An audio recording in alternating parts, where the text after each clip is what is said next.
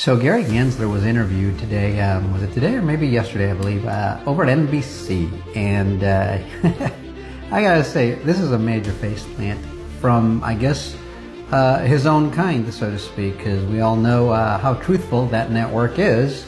But the two people on that business channel, on this day at least, were approaching honesty, which is rare. But the fact that they were grilling Gary on his record, right to his face on national TV, is something else. It's something to behold. That guy was so dishonest that judges had to reprimand him and his attorneys, or the attorneys under his purview, many times for being not having a faithful allegiance to the law, is one of the quotes I can give you. Not having a faithful allegiance to the law. They lied. They lied a lot. And it tells you something about this guy. This guy, don't forget, he was the chief financial officer for the Hillary Clinton campaign. And he, even though he claims not to have known a thing about it, he authorized the payment for the Steele dossier that created the Russia hoax. And he claims to not have known anything about it, but that was a huge payment for a pretty seedy thing. And so we all know the truth. Byron Donaldson, I believe, he's a senator, he's a Republican senator, I think, and he grilled him one time while he was still chair at the SEC. And of course they were talking crypto, they were talking markets, and at the very end Byron Donaldson comes in and asks him, did you make payment, did you authorize the payment for the Steele dossier? And the look on his face in that particular instance, and I think I shared the video, if not, look it up. Byron Donaldson grills Gary Gensler or something like that, and you'll see it. You can see the look on his face. He still lies, but you can see the look on his face, and it's quite similar to what you're about to see now. This guy is dripping corruption. You can just see it in his face. I don't know if you're one of those people, but if you can just see when somebody's dishonest, but I mean, you don't even have to be gifted to see the dishonesty in this person's face. Especially given the context of everything in front of you, because crypto's taking off. We've got ETFs coming in. They're applying for bank charters, Fed master accounts like Ripple is. And I heard today one other company has applied for, one other tech company has applied for a Fed master account. So anyhow, guys, check this out. But this is the kind of corruption we've been dealing with for years, especially with Ripple. And keep in mind, we're still dealing with it with the Bitcoin and the Ethereum maximalists. Those people are all part of the same little posse, especially Solana and Ethereum. They're the same group, and all the Bitcoin people. They're just delirious. I mean, it doesn't work. Run one transaction on Bitcoin and one with XRP, and that's all you need to know. It's just that simple. $10, $20 transaction.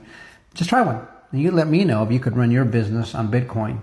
I think you'll find very quickly that the only one that makes any sense would be XRP. You can run a business with it. You can run a government with it. You can manage the largest payments in the world with XRP. In any case, check out this loser over here and well, let me know what you think, but you know what I think. I'm glad he's out, and may he never stain another position in our government again. This guy was awful. Just terrible. Let me know what you think. We'll see you guys on the next one. Till next time, adios amigos. This is a funny video. The crypto community is ecstatic not to have you there anymore, and to have him there right now. What you did around securities and enforcement actions, and looking back on it, I mean, do you think that was the right call? Yes. I think because look, now we have this like burgeoning industry, and there's so much more innovation and leadership in the U.S. and a lot more capital coming into it. More capital. Maybe more capital in terms of the interest in the public. The public is interested. I get that. But I took an oath of office. I also ran a law enforcement agency, and my predecessor, Jay Clayton, a very fine individual, ran the SEC. He's now the head of a law enforcement agency again up here in New York. Yep. Was bringing many cases in this field. Was bringing over his tenure about 80 to 100 cases. Over my tenure, we brought about 100 cases. We were consistently trying to ensure for investor protection. And in the midst of it, we had a lot of fraudsters. Look at Sam Bankman-Fried, and he wasn't alone. And so investor protection. So when I look at the field that trades mostly on momentum, mostly on, frankly, hype for investors, You think this is dangerous, what they're doing? I think that for investors, everyday investors, the 5 to 10% of Americans who invest in crypto, and it's hard to get the real, but that it's a highly speculative, very risky asset.